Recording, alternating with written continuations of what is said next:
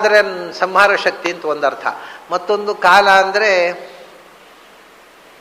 ಕಲ ಸಂಖ್ಯಾನೆ, ಎಲ್ಲವನ್ನು ಲೆಕ್ಕಾಚಾರ ಪ್ರಕಾರ ಮಾಡುವ ಅಂತ. ಇಡೀ ವಿಶ್ವದ ಗಣಿತ, ಐನ್ಸ್ಟೈನ್ ಹೇಳಿದ ಹಾಗೆ ಇಡೀ ವಿಶ್ವ ಇಷ್ಟು ಗಣಿತಬದ್ಧವಾಗಿದೆ, ಇದರ ಹಿಂದೆ ಒಬ್ಬ ದೊಡ್ಡ ಗಣಿತಜ್ಞನ ಬ್ರೈನ್ ಇದೆ ಅಂತ ನಮಗೆ ಕಾಣುತ್ತೆ ಅಂತಾನವ.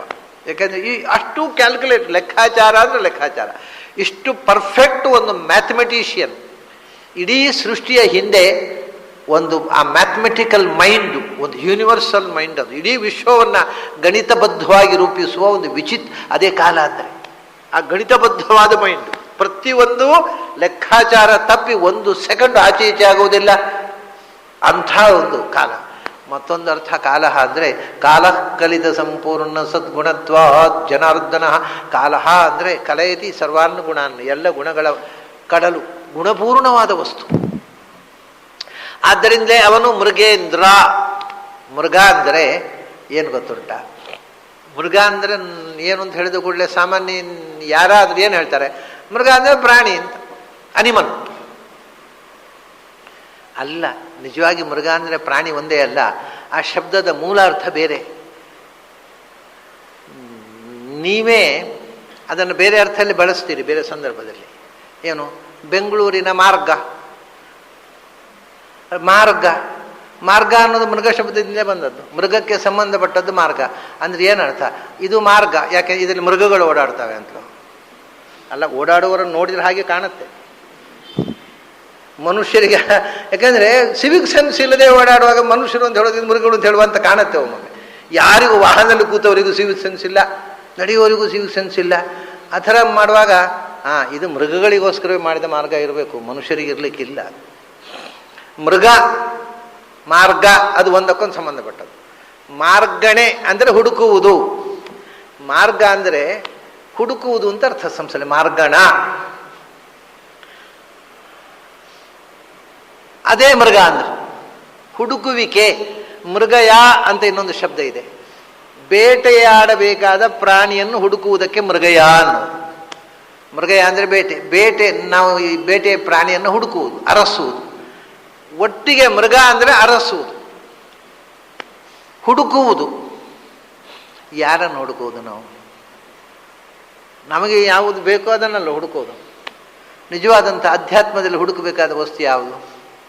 ಹುಡುಕುವುದು, ಎಲ್ಲರೂ ಹುಡುಕುವುದು ಭಗವಂತನನ್ನು. ಎಲ್ಲಿ ಯಾವುದನ್ನು ಹುಡುಕಿದರೂ ಕೊನೆಗೆ ಹುಡುಕಲೇಬೇಕು, ಕೊನೆಗಾದರೂ ಹುಡುಕಬೇಕು ಭಗವಂತನನ್ನು. ಆದ್ದರಿಂದ ಎಲ್ಲರೂ ಹುಡುಕುವಂಥ ವಸ್ತು ಅವನೇ ಮೃಗ. ಮೃಗ ಅಂದರೆ ಎಲ್ಲರೂ ಹುಡುಕುವಂಥ ವಸ್ತು. ಎರಡೂ ಆಗ್ಬೋದು. ಎಲ್ಲರೂ ಹುಡುಕುವ ವಸ್ತು ಯಾವುದೋ ಅದು ಮೃಗ ಆಗ್ಬೋದು, ಹುಡುಕುವವರೂ ಮೃಗ ಆಗ್ಬೋದು. ಮೃಗ ಅಂದರೆ ಎರಡರ್ಥ ಆಗತ್ತೆ. ಮೃಗಯಂತಿ ಯೇ ತೇಪಿ ಮೃಗಾಹ, ಯಾನ್ನ ಮೃಗಯಂತಿ ತೇಪಿ ಮೃಗಾಹ. ಯಾವುದನ್ನು ಹುಡುಕ್ತೇವೋ ಅದು ಮೃಗ, ಯಾರು ಹುಡುಕ್ತಾರೋ ಅವರು ಮೃಗಗಳೇ. ಸಂಸ್ಥೆಯಲ್ಲಿ ಮೃಗ ಅನ್ನೋ ಶಬ್ದಕ್ಕೆ ಈ ಅರ್ಥ ಇದೆ. ಹುಡುಕುವವರು ನಾವು, ಆಗ ನಾವು ಮೃಗಗಳು. ನಮಗೆ ಇಂದ್ರ ಅಂದರೆ ನಾವು ಹುಡುಕ್ತೇವೆ, ನಾವು ಹುಡುಕಿದ್ರೆ ಸಿಗಬೇಕಲ್ಲ. ಹುಡುಕುವುದು ನಮ್ಮ ಕೈಯಲ್ಲಿ, ಹುಡುಕುವುದು ನಮ್ಮ ಕೈಯಲ್ಲಿಲ್ಲ, ಅವನು ಪಡೆಯೋದು ನಮ್ಮ ಕೈಯಲ್ಲಿಲ್ಲ. ಯಮೇ ವೈಶ ವೃಣುತೆ ತೇನ ಲಭ್ಯ. ಅವನು ನಮ್ಮ ಹುಡುಕುವ ಬುದ್ಧಿ ಕೊಟ್ಟರೆ ಹುಡುಕ್ತೀವಿ, ಸಿಕ್ಕಿದರೆ ಪಡಿತೇವೆ. ಹುಡುಕಿಯೂ ಸಿಗದೇ ಇದ್ದರೆ ತಲೆಗೆ ಇಟ್ಟುಕೊಂಡು ಕೊಡ್ತೇವೆ ಅಷ್ಟೇ. ಆದ್ದರಿಂದ ಹುಡುಕುವವರನ್ನು ಹುಡುಕಿಸುವವ, ಹುಡುಕುವವರಿಗೆ ತಾನು ಸಿಕ್ಕುವವ, ಎಲ್ಲ ನಮ್ಮ ಎಲ್ಲ ಭಗವಂತನ ಮಾರ್ಗಣೆಗೆ ಸಾಧನೆಯಲ್ಲಿ ತೊಡಗಿದವರಿಗೆ ಮಾರ್ಗದರ್ಶಕನಾಗಿ ನಿಂತವ ಮೃಗೇಂದ್ರ. ಅನ್ನು ಮೃಗ ಅಂದರೆ ಭಗವಂತನೇ. ಹುಡುಕಿ ನಾವು ಪಡೆಯಬೇಕಾದ ವಸ್ತುಗಳಲ್ಲಿ ಸರ್ವಶ್ರೇಷ್ಠವಾದ ವಸ್ತು ಮೃಗೇಂದ್ರ, ಅದು ಭಗವಂತನೇ. ಹೀಗೆ ಮೃಗಾಣಾಂಚ ಮೃಗೇಂದ್ರೋ. ಸಿಂಹ ಪ್ರಾಣಿಗಳಲ್ಲಿ ನಮಗೀಗ ಮನುಷ್ಯರ ವಿಷಯ ಆಯಿತು, ದೇವತೆಗಳ ವಿಷಯ ಆಯಿತು, ಮನುಷ್ಯರು ಆಯಿತು, ಅದರಲ್ಲಿ ಋಷಿಗಳು ಮುನಿಗಳು ಆಯಿತು, ಕ್ಷತ್ರಿಯರು ಆಯಿತು, ಆಮೇಲೆ ಮನುಷ್ಯರಾದ ಮೇಲೆ ಪ್ರಾಣಿಗಳಾಯಿತು. ಇನ್ನು ಪಕ್ಷಿಗಳ ವಿಷಯ ಬಿಟ್ಟುಬಿಟ್ರಲ್ವಾ? ಇಲ್ಲ, ಬಿಡಲಿಲ್ಲ. ವೈನತೇಯಶ್ಚ ವೈನತೇಯ ಪಕ್ಷಿಣ ವೈನತೇಯ. ನಾನು ಪಕ್ಷಿಗಳಲ್ಲಿ ಯಾರು ಗೊತ್ತಾ? ಗರುಡ. ವೈನತೇಯ ನೆಲದಲ್ಲಿ ಓಡಾಡುವ ಪ್ರಾಣಿಗಳಲ್ಲಿ ಹೇಗೆ ಸಿಂಹ ಶ್ರೇಷ್ಠವೋ, ಆಕಾಶದಲ್ಲಿ ಹಾರಾಡುವ ಪ್ರಾಣಿಗಳಲ್ಲಿ ಹಾಗೆಯೇ ಗರುಡ ಶ್ರೇಷ್ಠ. ಗರುಡ ಅಂದರೆ ಗರುಡ ಪಕ್ಷಿ ಅಂತ ಈಗ ನಾವು ಹದ್ದು ಅಂತ ಹೇಳ್ತೇವೆ ನಾವು. ಆ ಹದ್ದು ಅನ್ನುವ ಪಕ್ಷಿಯಲ್ಲೇ ಹದ್ದು ಭಗವಂತನನ್ನು ಹೊತ್ತುಕೊಂಡು ಓಡಾಡತಕ್ಕ ಗರುಡ ಅವನು ಆಯ್ತಲ್ಲ. ಅದರ ನಂತರ ಅದಕ್ಕೆ ಸಜಾತೀಯವಾಗಿರೋದು ಈಗ ಅನಂತನ ವಂಶದ ಹಾವುಗಳು ಬೇಕಾದಷ್ಟು ಇರ್ತವೆ. ಹಾಗೆ ಗರುಡ ಪಕ್ಷಿಗಳು ಅಂತಿವೆ. ಅದನ್ನು ಕನ್ನಡದಲ್ಲಿ ನಾವು ಹದ್ದು ಅಂತೇವೆ. ಅಂದರೆ ಹದ್ದಿನಲ್ಲಿ ಹೊಟ್ಟೆ ಅಡಿಯಲ್ಲಿ ಬೆಳ್ಳಗೆ ಏನಿದೆ ಅದಕ್ಕೆ ಗರುಡ ಅಂತ ವಿಶೇಷವಾಗುತ್ತೆ. ಆ ಹೊಟ್ಟೆ ಅಡಿಯಲ್ಲಿ ಬಿಳಿ ಪ್ಯಾಚ್ ಇರ್ತದೆ, ಅದನ್ನು ಆ ಹದ್ದುಗಳಲ್ಲಿ ಅದನ್ನು ವಿಶೇಷವಾಗಿ ಗರುಡ ಪಕ್ಷಿ ಅಂತೆ. ಭಗವಂತನಿಗೆ ಕನ್ನಡದಲ್ಲಿ ಗರುಡ ವಾಹನ ಅಂತಾರಲ್ಲ, ಸಂಸ್ಕೃತದಲ್ಲಿ. ಕನ್ನಡದಲ್ಲಿ ಏನಂತಾರೆ ಗೊತ್ತಾ? ಹದ್ದು ದೇರ ಅಂತ. ಹದ್ದುವಿನ ತೇರು. ಹದ್ದು ಅಂದರೆ ಗರುಡ, ತೇರು ಅಂದರೆ ರಥ, ವಾಹನ. ಅವನು ಹದ್ದು ದೇರ ಅಂತ ಕರೀತಾರೆ ಭಗವಂತನನ್ನು. ಹಾಗಾಗಿ ಪಕ್ಷಿಗಳಲ್ಲಿ ಯಾಕೆ ಅಂದರೆ ಹದ್ದು ಪಕ್ಷಿಗಳಲ್ಲೇ ಅತ್ಯಂತ ವೇಗವಾಗಿ ಹೋಗತಕ್ಕಂಥ ಪಕ್ಷಿ, ಅತ್ಯಂತ ಎತ್ತರದಲ್ಲಿ ಹೋಗ್ತಕ್ಕಂಥ ಪಕ್ಷಿ, ಮತ್ತು ಮೂಲಭೂತವಾಗಿ ಗರುಡ ಭಗವಂತನ ವಾಹನ. ಪಕ್ಷಿಗಳಲ್ಲೇ ಅಂಥ ದೊಡ್ಡ ಭಾಗ್ಯ ಇರುವುದು ಯಾರಿದ್ದಾರೆ ಹೇಳಿ? ವೈನತೇಯಶ್ಚ ಪಕ್ಷಿಣ. ಅವನ ಹೆಸರು ವೈನತೇಯ ಅಂತ. ಯಾಕೆಂದರೆ ವಿನತೆಯ ಮಗ ಗರುಡ. ಭಗವಂತ ವೈನತೇಯ. ಯಾಕೆ? ವೈನತೇಯೋ ನತಾಸ್ಪದ. ಯಾರು ಅವನ ಮುಂದೆ ವಿನತರಾಗ್ತಾರೋ ಅವರನ್ನು ಉದ್ಧಾರ ಮಾಡುವ. ವಿನತೆಯ ಅಲ್ಲ, ವಿನತರು. ವಿನತರು ಅಂದರೆ ಅಡ್ಡ ಬೀಳೋರು. ಯಾರು ಅವನ ಮುಂದೆ ಅಡ್ಡ ಬಿದ್ದು ಶರಣಾಗ್ತಾರೋ ಅಂಥವರಿಗೆ ಆತ್ಮೀಯ ಬಂಧುವಾಗಿ ಉದ್ಧಾರ ಮಾಡುವವನು ವೈನತೇಯ. ಅಂಥ ವೈನತೇಯನಾಗಿ ನಾನು ಗರುಡನೊಳಗಿದ್ದೇನಪ್ಪ. ಗರುಡ ಪಕ್ಷಿ. ಈ ಕೆಲವು ವಿಶಿಷ್ಟ ಶಕ್ತಿಗಳು ಗರುಡ ಹಾವು, ಇವತ್ತು ಇರತಕ್ಕಂಥ ಹಾವಿನಲ್ಲೂ ಕೆಲವು ವಿಶಿಷ್ಟ ಶಕ್ತಿಗಳಿವೆ. ಅದನ್ನು ಹಿಂದಿನವರು ಗುರುತಿಸಿ ಅದನ್ನು ಹಾವನ್ನು ಒಂದು ದೇವತೆ. ಹಾವು ದೇವರಲ್ಲ, ಅದರಲ್ಲಿ ದೇವತೆಯ ವಿಶೇಷ ವಿಭೂತಿ ಇದೆ ಅಂತ ಹಾವನ್ನು ಪೂಜೆ ಮಾಡೋದು. ಹಾಗೆಯೇ ಗರುಡ. ಈಗ ನಾವು ಯಾವುದಾದ್ರೂ ಒಂದು ಕೋತಿ ಸಿಕ್ಕಿದರೆ, ಕೋತಿ ಎಲ್ಲವೂ ಆಂಜನೇಯ ಅಲ್ಲ, ಹನುಮಂತನ ಅವತಾರ ಅಲ್ಲ, ವಾಯುದೇವರ ಅವತಾರ ಅಲ್ಲ. ಆದರೆ ವಾಯುದೇವರು ಹನುಮಂತರ ಅವತರಿಸಿದ್ರಿಂದ ಯಾವ ಕೋತಿಯನ್ನು ನೋಡಿದ್ರು ನಮ್ಮ ಪಾಪ ಅಯ್ಯೋ ಏನು ಮಾಡಬೇಡ್ರಪ್ಪ ಅಂತೇವೆ. ಅದರ ಬಗ್ಗೆ ಒಂದು ನಮಗೆ ರಿಸ್ಪೆಕ್ಟು. ಹಾಗೇನೆ ಹಾವುಗಳನ್ನು ನೋಡಿದರೆ ರಿಸ್ಪೆಕ್ಟು. ಯಾಕೆ? ಶೇಷನ ವಂಶದವು ಇವು. ಗರುಡ ಪಕ್ಷಿಯನ್ನು ನೋಡಿದರೆ ರಿಸ್ಪೆಕ್ಟ್. ಯಾಕೆಂದರೆ ಗರುಡನ ವಂಶ. ಇದರ ಮೂಲ ವ್ಯಕ್ತಿ ಬಹಳ ದೊಡ್ಡವರು. ಗರುಡ ಶೇಷ ಇಬ್ಬರು ಒಂದೇ. ಗರುಡ ಶೇಷ ರುದ್ರ ವಾಯುದೇವರನ್ನು ಬಿಟ್ಟರೆ ಅನಂತರದ ಬಹಳ ದೊಡ್ಡ ಶಕ್ತಿ. ಆದ್ದರಿಂದ ಒಂದು ದೃಷ್ಟಿಯಿಂದ ಕಾಲ ಅಂದರೆ ರುದ್ರವೂ ಹೌದು. ಶೇಷ ಬಂದ, ರುದ್ರ ಬಂದ, ಗರುಡ ಬಂದ. ಗರುಡ ಶೇಷ ರುದ್ರನ ಹೇಳಿದಾಗಾಯಿತು. ಗರುಡ ಬಹಳ ದೊಡ್ಡ ದೇವತೆ. ಭಗವಂತನನ್ನು ಸದಾ ತನ್ನ ಹೆಗಲಲ್ಲಿ ಹೊತ್ತು ಓಡಾಡತಕ್ಕಂಥವನು. ಅವನು ವೈನತೇಯಶ್ಚ. ಆ ಗರುಡ ಅಂದರೆ ಅದರಿಂದಾಗಿ ಆ ರೂಪದಿಂದ ದೇವತಾ ಶಕ್ತಿಗಳು ಇವತ್ತು ಓಡಾಡೋ. ನನಗೆ ಆಗಿರತಕ್ಕ ಒಂದು ವಿಚಿತ್ರ ಅನುಭವ ಒಮ್ಮೆ ನಾನು ನೋಡಿದ್ದು ಉಡುಪಿಯಲ್ಲಿ. ನಿಮಗೆ ಹೇಳಬೇಕು ನಾನು ಆ ಕಥೆ. ಹಿಂದೊಮ್ಮೆ ಹೇಳಿದ್ದೆ ನಾನು. ಎಷ್ಟು ಜನರಿಗೆ ನೆನಪುಂಟೋ ಗೊತ್ತಿಲ್ಲ. ಅದಮಾರು ಸ್ವಾಮಿಗಳು ಹಿಂದಿನ ಪರ್ಯಾಯದಲ್ಲಿ, ಈಗ ಅದಮಾರು ಸ್ವಾಮಿಗಳು ಪರ್ಯಾಯ ನಡೀತಾ ಇದೆ, ಇದಕ್ಕಿಂತ 16 ವರ್ಷ ಹಿಂದೆ. ಆ ಮಧ್ವ ಸರೋವರವನ್ನು ನೀವು ಹೆಚ್ಚಿನವರು ನೋಡಿದ್ದೀರಿ. ಮಧ್ವ ಸರೋವರದ ಮಧ್ಯದಲ್ಲಿ ಒಂದು ಮಂಟಪ ಇದೆ. ಅದನ್ನು ನಿಮಗೆಲ್ಲ ಗೊತ್ತಿದೆ.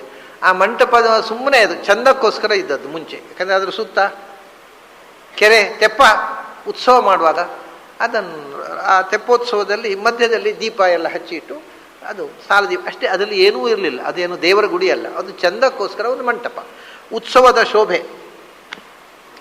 ಆ ಕೋಣೆಯಲ್ಲಿ ತುಂಬ ದೀಪ ಹಚ್ಚಿಟ್ರೆ ಆ ಹಣತೆಯ ದೀಪ ನೀರಿನಲ್ಲಿ ರಿಫ್ಲೆಕ್ಟ್ ಆಗಿ ಮೇಲೆ ಅಷ್ಟೇ ದೀಪ ಅಡಿಯಲ್ಲಿ ಅದರ ಸುತ್ತ ರಥ.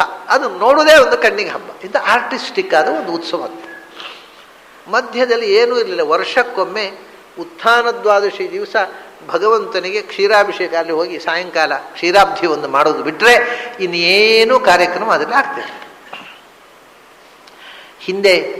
ಹಿಂದಿನ ಪರ್ಯಾಯದಲ್ಲಿ ಅದಮಾರು ಸ್ವಾಮಿಗಳು ಒಂದು ಯೋಚನೆ ಮಾಡಿದರು. ಅಲ್ಲಿ ಒಂದು ಮಧ್ವಾಚಾರ್ಯ ಪ್ರತಿಮೆ ಇಡೋಣ, ಸುಂದರವಾದಂಥ ಮಧ್ವಾಚಾರ್ಯ ಪ್ರತಿಮೆ ಇಡೋಣ. ಕಡೆಗೆ ಆವಾಗ ಹೇಳಿದೆ ನಾನು, ನೀವು ಕಡೆಗೆ ಹೀಗೆ ಇಟ್ಟುಕೊಂಡು ಹೀಗೆ ಮುಖ ತಿರುಗಿಸಿ ಶಿಷ್ಯರನ್ನು ಮುಖಾವಲೋಕನೆ ಮಾಡೋಲ್ಲ ಅಂತ ಮುಖ ತಿರುಗಿಸಿದ ಮಧ್ವಾಚಾರ್ಯನೊಂದು ಇಡಬೇಡಿ. ಯಾಕೆಂದರೆ ಶಿಷ್ಯರ ಮುಖವೇ ನೋಡೋಲ್ಲ ಅವರು. ಸಿಟ್ಟು ಹೀಗೆ ನೀವು ದರಿದ್ರ ಇವುಗಳ ಮುಖ ನೋಡೋಲ್ಲ. ನಾನೊಂದು ಮುಖ ತಿರುಗಿಸಿ ಈ ಏನು ಇದು 1ಕ್ಕೆ ಹೋಗ್ತೇನೆ ಅಂತ 2ಕ್ಕೆ ಹೋಗ್ತೇನೆ ಅಂತ ಎಂತೂ ಇಲ್ಲ. ಇಂಥ ಅಸಹ್ಯವಾದ ಒಂದು ಚಿತ್ರ ಮಾಡಿ ಅದನ್ನು ಇಟ್ಟುಕೊಂಡು ಪೂಜೆ ಮಾಡೋದು. ಏನು ಬುದ್ಧಿಗೇಡಿಗಳು ನಾವು ಅಂದರೆ, ಆರ್ಟಿಸ್ಟ್ನ ದೃಷ್ಟಿಯಲ್ಲಿ ಅಸಂಗತ, ಶಾಸ್ತ್ರದ ದೃಷ್ಟಿಯಲ್ಲಿ ಅಸಂಗತ, ಈಸ್ಥೆಟಿಕ್ ಸೆನ್ಸ್ ಇದ್ದವರಿಗೆ ನೋಡ್ಲಿಕ್ಕೆ ಅಸಹ್ಯ, ಯಾವ ಸೆನ್ಸೂ ಇಲ್ಲ ನಮಗೆ. ಸರಿ, ಅದಕ್ಕೆ ಕಡೆಗೆ ಹೇಳಿದೆ, ಒಳ್ಳೆಯ ಆರ್ಟಿಸ್ಟಿನಿಂದ ಜ್ಞಾನ ಮುದ್ರೆ ಮತ್ತು ಒಂದೋ ಪ್ರವಚನ ಮುದ್ರೆ, ಇದು ಪುಸ್ತಕ ಮುದ್ರೆ ಅಥವಾ ಅಭಯ ಮುದ್ರೆ ಇರುವಂಥ ಸುಂದರವಾದಂಥ ಪ್ರತಿಮೆಯನ್ನು ಅಲ್ಲಿ ಮಾಡಿಸಿ ಇಡಬೇಕು ಸ್ವಾಮಿ. ಆಯಿತು ಅಂತ ಒಪ್ಕೊಂಡ್ರು. ಆಯಿತು ಅಂತ ಒಪ್ಕೊಂಡು, ಇವಾಗ ಇಲ್ಲ ಪಾಪ, ಹನುಮಂತಾಚಾರ್ಯ ಅಂತ ಒಬ್ಬರು ಶಿಲ್ಪಿ ಇದ್ದರು. ಹನುಮಂತಾಚಾರ್ಯ ಹತ್ರ ಕರೆದು ಹೇಳಿದರೆ ನನಗೆ ಇವತ್ತಿಗೂ ಆಶ್ಚರ್ಯ ಆಗುತ್ತೆ. ಅಂಥ ಶಿಲ್ಪಿಗಳನ್ನು ಗುರುತು ಕೂಡ ಇಟ್ಟುಕೊಳ್ಳದೆ ಕನ್ನಡಿಗರು ಕಳ್ಕೊಂಡ್ರು. ಅವ್ರು ಏನು ಹೇಳಿದ್ರು ಗೊತ್ತಾ? ಮಾಡ್ತೀನಿ ಆದರೆ ಒಂದು ಕೆಲಸ ಮಾಡಬೇಕು ನಾನು. ಏನು? ಕಡೆಗೆ ಅಂದರೆ ಅವ್ರ ಥರ ಮಾಡಿಸ್ಲಿಕ್ಕೆ ಆಗಲಿಲ್ಲ. ಅವರು ಅನಾರೋಗ್ಯದಲ್ಲಿ ಬಿದ್ದು ತೀರ್ಕೊಂಡ್ರು. ಅವರು ಹೇಳಿದ ಸಂಗತಿ ಮಾತ್ರ ನನಗೆ ಇವತ್ತು ಅದು ಯೋಚನೆ ಮಾಡಿದರೆ, ಆ ಶಿಲ್ಪಿಯನ್ನು, ಅಂಥ ಒಬ್ಬ ಶಿಲ್ಪಿ ಕರ್ನಾಟಕದಲ್ಲಿ ಇದ್ದ ಒಬ್ಬ ಕನ್ನಡಿಗನೂ ಗುರುತಿಸಲಿಲ್ಲ.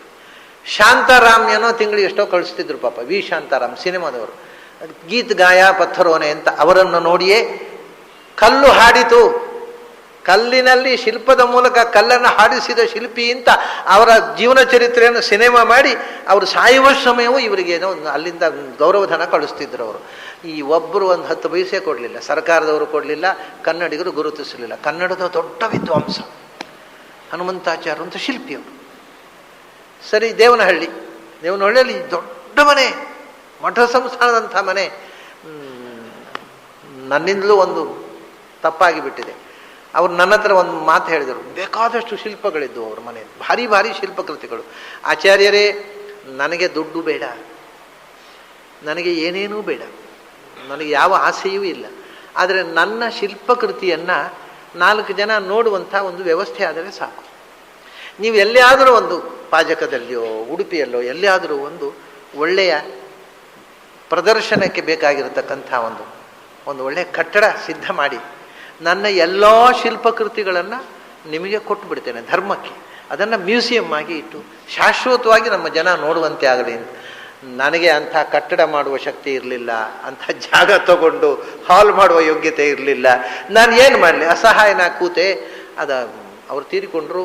ಆಮೇಲೆ ಯಾರಿಗೆ ಕೊಟ್ಟರು, ಅವ್ರ ವಂಶದವರು ಅಥವಾ ಮನೆಯಲ್ಲಿ ಇಟ್ಕೊಂಡಿದ್ದಾರೋ ನನಗೆ ಗೊತ್ತಿಲ್ಲ. ಅವರು ಬದುಕಿದ್ದಾಗ ಹೇಳಿದರು, ನಾನು ಪೂರ್ತಿ ನನ್ನ ಕಲಾಕೃತಿಗಳನ್ನು ನಿಮಗೆ ಧರ್ಮಕ್ಕೆ ಕೊಡ್ತೇನೆ, ಅದಕ್ಕೆ ಒಂದು ಒಳ್ಳೆ ಮ್ಯೂಸಿಯಂ ಮಾಡುವ ವ್ಯವಸ್ಥೆ ಮಾಡಿ ಅಂತ. ನನ್ನಿಂದ ಮಾಡೋದಾಗಲಿಲ್ಲ. ಯಾಕಂದರೆ ಅವರು ಒಂದು ಮಧ್ವಾಚಾರ್ಯ ಚಿತ್ರ ಮಾಡಬೇಕು, ಕೆತ್ತನೆ ಅಂದರೆ ಮಾಡೋಣ, ಅದಕ್ಕೊಂದು ಕೆಲಸ ಏನು, ಮಧ್ವಾಚಾರ್ಯ ಕೆತ್ತನೆ ಮಾಡೋದು ಅಂದರೆ ಹುಡುಗಾಟ ಅಂತ ತಿಳ್ಕೊಂಡ್ರಾ ಅಂದರು ಅವ್ರು. ತೆಗೆದು ಬಾಯಿ, ಡಿವಿನಿಟಿ ಬರಬೇಕು ಆ ಮುಖದಲ್ಲಿ. ಅದು ಸಿನಿಮಾ ನಟರ ಮುಖ ಆಗೋದಲ್ಲ, ಡಿವೈನ್ ಅದು ನೋಡಿದಾಗಲೇ ಡಿವಿನಿಟಿ ಫೀಲಿಂಗ್ ಬರಬೇಕು. ಅದಕ್ಕೇನು? ಅದಕ್ಕೆ ನಾನು ಕೆತ್ತುವಾಗ ನಮ್ಮ ಮನೆಯಲ್ಲಿ ಅವ್ರು ಹೇಳಿದರು, ನಮ್ಮ ಮನೆಯಲ್ಲಿ 2 ಹುಡುಗರನ್ನ ಕಳಿಸಿಕೊಡ್ಬೇಕು ನೀವು.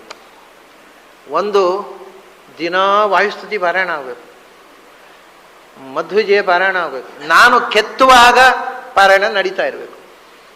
ಆ ಮಧ್ವಿಜಯ ವಾಯುಸ್ತುತಿಯ ನಾದ ನನ್ನ ಕಿವಿಗೆ ಬೀಳಬೇಕು, ನಾನು ಕೆತ್ತಬೇಕು. ಇಲ್ಲದಿದ್ದರೆ ಆ ಡಿವಿನಿಟಿ ಬರೋಲ್ಲ. ಇದು ನಿಜವಾದ ಶಿಲ್ಪಿ. ದುಡ್ಡಿಗೋಸ್ಕರ ಕೆತ್ತೋರು ಇಷ್ಟೆಲ್ಲ ಹೇಳೋಲ್ಲ. ನಿಜವಾದ ಶಿಲ್ಪಿಗಳು, ಭಾರಿ ಗ್ರೇಟು. ನನಗೆ ಅವರ ಆಸೆ ಈಡೇರಿಸ್ಲಿಕ್ಕೆ ಆಗಲಿಲ್ಲ ಅನ್ನುವಾಗ ಇವತ್ತಿಗೂ ಬಹಳ ದುಃಖ ಆಗುತ್ತೆ. ನಾನು ಅಸಹಾಯ. ಎಲ್ಲಿ ಮ್ಯೂಸಿಯಂ ಹಾಲು, ಏನು ಮಾಡೋದು, ಏನೂ ಮಾಡಲಿಕ್ಕಾಗಲ್ಲ. ಬಹಳ ದೊಡ್ಡ ಶಿಲ್ಪಿ ಕಳ್ಕೊಂಡೇವು ನಾವು. ಇರಲಿ, ಅದನ್ನು ಯಾಕೆ ಹೇಳಿದೆ ಅಂದರೆ, ಆ ರೀತಿ ಒಂದು ಆ ಸನ್ನಿಧಾನ ಅದರಲ್ಲಿ ಬರಬೇಕಾಗಿದ್ದರೆ ಅದರ ಹಿಂದೆ ಇರತಕ್ಕಂಥ ಅನುಸಂಧಾನ. ಇದೇ ನಾನು ಒಂದು ಅನುಭವ ಹೇಳಲಿಕ್ಕೆ ಹೊರಟವ. ಏನು? ಗರುಡನ ಅನುಭವ. ಆ ಶಿಲ್ಪಿಯವರು ಮಾಡಿದ್ದಲ್ಲ, ಬೇರೆ ಯಾರೋ ಮಾಡಿಕೊಟ್ರು. ಆ ಮಧ್ವಾಚಾರ್ಯರನ್ನ ಅಲ್ಲಿ ಇಟ್ಟರು. ಅಲ್ಲಿಗೆ ಆ ಮಧ್ವಾಚಾರ್ಯರನ್ನ ಏನು ಮಾಡಿದರು, ದೋಣಿಯಲ್ಲಿಟ್ಟು ಸರೋವರಕ್ಕೆ 3 ಪ್ರದಕ್ಷಿಣೆ ತಂದು ಆಮೇಲೆ ಕೊಂಡೋಗಿ ಆ ಗುಡಿಯಲ್ಲಿಟ್ಟರು. ಇದು ಇಷ್ಟೂ ನಡೆಯುವಾಗ ನಾನು ಸರೋವರದ ನೀರಿನ ಅಂಕಣದಲ್ಲಿ ನಿಂತುಕೊಂಡಿದ್ದೆ. ಆ ದೋಣಿಯಲ್ಲಿ ಕೊಂಡು ಹೋಗೋದು ನನ್ನ ಪಕ್ಕದಲ್ಲೇ ದೋಣಿಯಲ್ಲಿ ಕೊಂಡೋಗಿ 3 ಪ್ರದಕ್ಷಿಣೆ ಬಂದು ಅಲ್ಲಿ ಗುಡಿಯಲ್ಲಿ ಇಟ್ಟದ್ದು. ಇಷ್ಟನ್ನು ನಾನು ಪ್ರತ್ಯಕ್ಷದರ್ಶಿ. ಆಚಾರ್ಯ ವಿಗ್ರಹ ದೋಣಿಯಲ್ಲಿಟ್ಟು ಪ್ರದಕ್ಷಿಣೆ ಸರೋವರಕ್ಕೆ ಪ್ರದಕ್ಷಿಣೆ ತರ್ತಾ ಇದ್ದಾರೆ. ಅಷ್ಟೊತ್ತಿಗೆ ನಾನು ನೋಡ್ತಾ ಇದ್ದೇನೆ, ಆ ಮೂಲೆಯಲ್ಲಿ ಆಚೆ ಕಾಣೀರು ಮಠದ ಸೈಡ್ನಲ್ಲಿ ಈಗ ಇಲ್ಲ, ಆಗ ಒಂದು ತೆಂಗಿನ ಮರ ಇತ್ತು.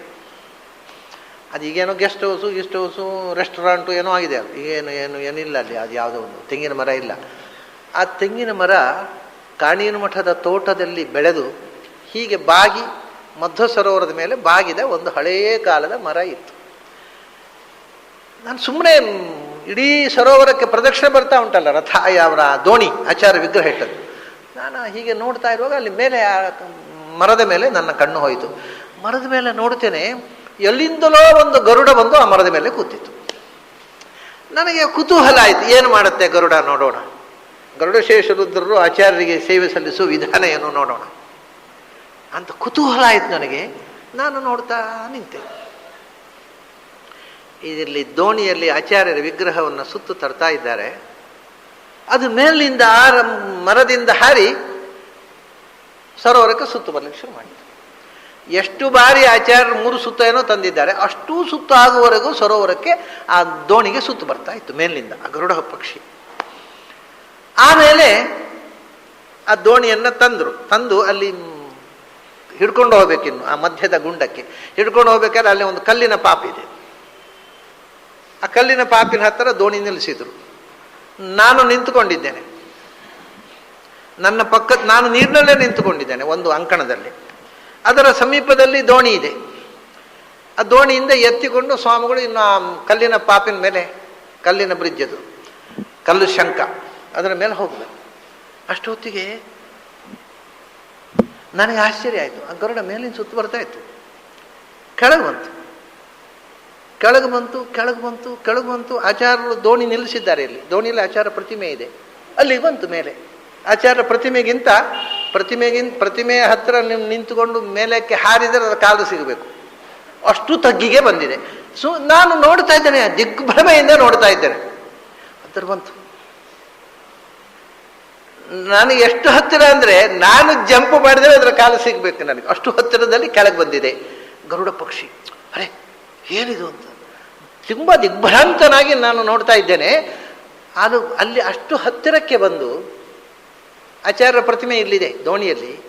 ಆ ಪ್ರತಿಮೆಗಿಂತ ಸುಮಾರು ಒಂದು 4-5 ಅಡಿ ಎತ್ತರ, ಅಷ್ಟೇ 5-6 ಅಡಿ ಎತ್ತರ ಬಂದು ಪ್ರದಕ್ಷಿಣೆ 4 ಪ್ರದಕ್ಷಿಣೆ ಬಂತು ಆಚಾರ್ಯರ ವಿಗ್ರಹಕ್ಕೆ. ಬಂದು ಹೊರಟು ಹೋಗಿ ಆ ಮರದಲ್ಲಿ ಕೂತು ಎಲ್ಲೋ ಹೋಯ್ತು. ಇನ್ನು ಮುಂದೆ ಇದು ಇಷ್ಟನ್ನ ನಾನು ಇದರಲ್ಲಿ ಒಂದೇ ಒಂದು ಅಕ್ಷರ ಅತಿಶಯೋಕ್ತಿ ಇಲ್ಲ. ನಾನು ಏನು ಕಂಡಿದ್ದೇನೆ ಅದನ್ನು ನಿಮ್ಮ ಮುಂದೆ ಹೇಳಿದ್ದೇನೆ. ಅದು ಬರೀ ಹಕ್ಕಿ ಆದರೆ ಹಾಗೆ ಮಾಡಲಿಕ್ಕೆ ಸಾಧ್ಯವೇ ಇಲ್ಲ. ಅದಕ್ಕೇನಾಗತ್ತೆ ಸುತ್ತು ಬರೋದು. ಅದರಿಂದ ಗರುಡನ ವಂಶದಲ್ಲಿ ಹುಟ್ಟಿದ್ದು. ಅದು ಯಾವುದೋ ದೇವತಾ ರೂಪವೇ ಬಂದು ಪ್ರದಕ್ಷಿಣೆ ಅಷ್ಟೇ, ಬರೀ ಹಕ್ಕಿ ಅಲ್ಲ, ಗರುಡನೇ ಬಂದಿರಬಹುದು. ಅದರಲ್ಲಿ ದೇವತೆಗಳು ಯಾರೆಲ್ಲ ಬಂದರೋ, ಏನು ಪ್ರದಕ್ಷಿಣೆ ಮಾಡಿದರೋ. ಮಧುರೆಯಲ್ಲಿ ಉಂಟಲ್ಲ, ಆಚಾರ್ಯರು ಪ್ರವಚನ ಮಾಡುವಾಗ ರಾತ್ರಿ ಹೊತ್ತು ಆಕಾಶದಲ್ಲಿ ದೇವತೆಗಳು ಕಾಣಿಸಿಕೊಂಡ್ರು. ಏನಪ್ಪ ರಾತ್ರಿ ಬೆಳೆದಿಂಗಳು ಬಂದಿದ್ದ ರಾತ್ರಿ ಪ್ರವಚನ ಮಾಡುವಾಗ ಬೆಳ್ಳಗಾಗೋಯ್ತಂತೆ ಅನಂತೇಶ್ವರ ಸುತ್ತಮುತ್ತೆಲ್ಲ. ಏನಪ್ಪ ಇದು ಕೃಷ್ಣ ಪಕ್ಷ ಅಮಾವಾಸ್ಯೆ ಬೆಳ್ಳಗಾಯಿತು ಅಂತ ಎಲ್ಲ ಗಾಬರಿಯಾಗಿ ಹೊರಗೆ ಬಂದರಂತೆ. ಹೊರಗೆ ಬಂದರೆ ಇದ್ದಕ್ಕಿದ್ದಾಗೆ ಬೆಳಕು ಮಾಯ ಆಯ್ತಂತೆ. ಎಂಥದ್ದು ಇದು, ಬೆಳಕು ಬಂತು ಹೋಯ್ತು, ಏನು ಮಿಂಚು ಅಂದರೆ ಮಳೆಗಾಲ ಅಲ್ಲ, ಮೋಡ ಇಲ್ಲ, ಮಿಂಚು ಗುಡುಗು ಏನಿಲ್ಲ, ಏನು ಬೆಳಕು. ಆಚಾರ್ಯರು ಹೇಳಿದ್ರಂತೆ, ಅಪ್ಪ ಗಾಬರಿ ಆಗಬೇಡಿ, ಅದು ದೇವತೆಗಳು ನನ್ನ ಪ್ರವಚನ ಕೇಳಲಿಕ್ಕೆ ಬಂದಿದ್ರು. ನೀವು ನೋಡ್ಲಿಕ್ಕೆ ಬಂದ್ರಿ ಅಂತ ನಿಮ್ಗೆ ಕಾಣಿಸ್ಕೊಳ್ಳೋದು ಇಷ್ಟೆಲ್ಲ ಹೊರಟೋದ್ರು.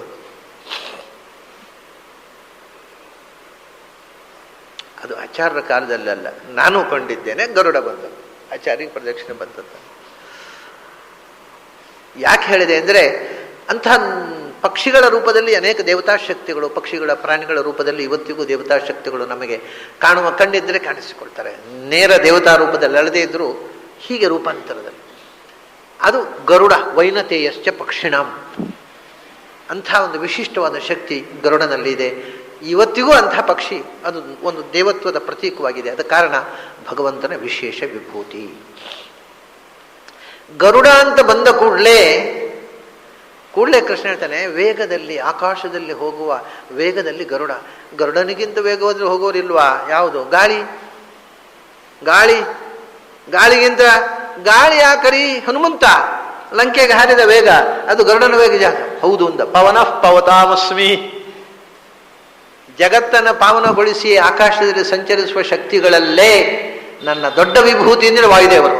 ಪವನಃ, ಗರುಡ ಅಲ್ಲ, ಗರುಡನಿಗಿಂತ ದೊಡ್ಡದು. ಅಲ್ಲಿ ಬಂದ್ರಿಗೆ ಗರುಡಶೇಷ ರುದ್ರರಾಯಿತು, ಬ್ರಹ್ಮದೇವರ ಉಲ್ಲೇಖ ಬಂದಿತ್ತು. ಇಲ್ಲಿ ಪವನಃ ಅಂತ ಗಾಳಿ, ಆ ಭೂತವಾಯು ಅಲ್ಲಿಂದ ಹಿಡಿದು ವಾಯುದೇವರ ತನಕ. ಯಾಕೆಂದ್ರೆ ಆಂಜನೇಯನಾಗಿ ಕಲ್ಪನಾತೀತವಾದ ವೇಗದಲ್ಲಿ ಹಾರಿದವ ಪವನಃ ವಾಯುದೇವರು. ಭಗವಂತ ಹೇಳ್ದ, ನಾನೇ ಪವನ. ಯಾಕೆ ಗೊತ್ತುಂಟಾ? ಅಂದರೆ ಜಗತ್ತನ್ನು ಪಾಲನೆ ಮಾಡತಕ್ಕಂಥ ಶಕ್ತಿಗಳು. ಅವರೆಲ್ಲರಿಂದಲೂ ವನನೀಯ ಭಜನೀಯನಾದವ ನಾನು. ಜಗತ್ತನ್ನು ಪಾಲಿಸತಕ್ಕ ಬ್ರಹ್ಮಾದಿ ದೇವತೆಗಳು ಯಾರನ್ನ ಸ್ತೋತ್ರ ಮಾಡ್ತಾರೋ ಅವನು ಪವನ, ಅದು ನಾನು. ವಾಯುದೇವರಲ್ಲಿ ನನ್ನ ನಂತರ ವಾಯುದೇವರು ಗಾಳಿಯಿಂದ ವಾಯುದೇವರಿಂದ ಆಂಜನೇಯ ಬಂದ ಕೂಡಲೇ ರಾಮ ಬರ್ತಾನೆ. ಹನುಮಂತನನ್ನು ಹೇಳಿ ರಾಮನನ್ನು ಮರೆತು ಬಿಡುದ? ರಾಮಶಸ್ತ್ರಭೃತಾಮಹಂ ಅಂದ ಕೂಡಲೇ ರಾಮ.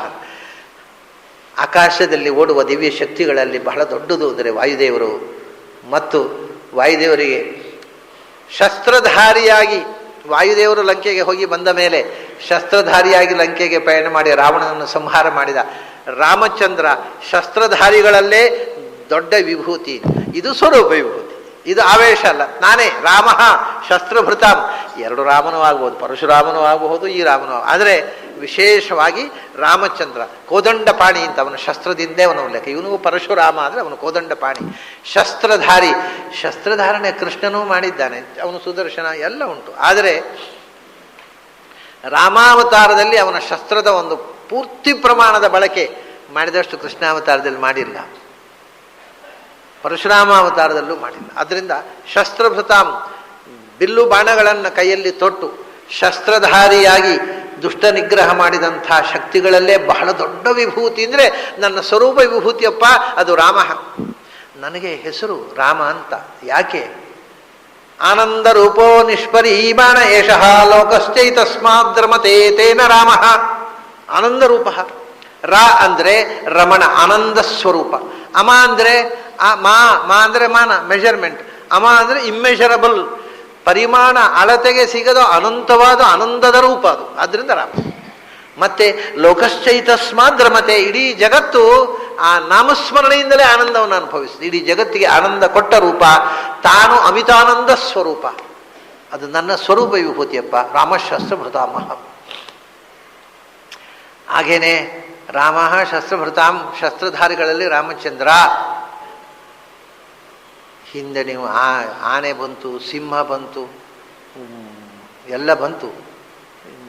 ಇಲ್ಲಿ ವಾಯುದೇವರು ಬಂದರು, ಸಮುದ್ರ ನೆನಪಾಯ್ತು ಈಗ. ಯಾಕಂದರೆ ವಾಯುದೇವರು ಸಮುದ್ರ ದಾಟಿದ್ದು, ರಾಮದೇವರು ಸಮುದ್ರ ಹೋಗಿದ್ದು, ಸಮುದ್ರ ದಾಟಿಯೇ ಹೋದದ್ದು, ಸಮುದ್ರ ನೆನಪಾಯಿತು. ಸಮುದ್ರದ ಉಲ್ಲೇಖ ಹಿಂದೆ ಬಂದಿದೆ, ಆದರೆ ಸಮುದ್ರದಲ್ಲಿರುವ ಒಂದು ವಿಶಿಷ್ಟ ಪ್ರಾಣಿ ಅಂದರೆ ಝಷಾಣಾಂ ಮಕರಶ್ಚಾಸ್ಮಿ ಅಂದರು.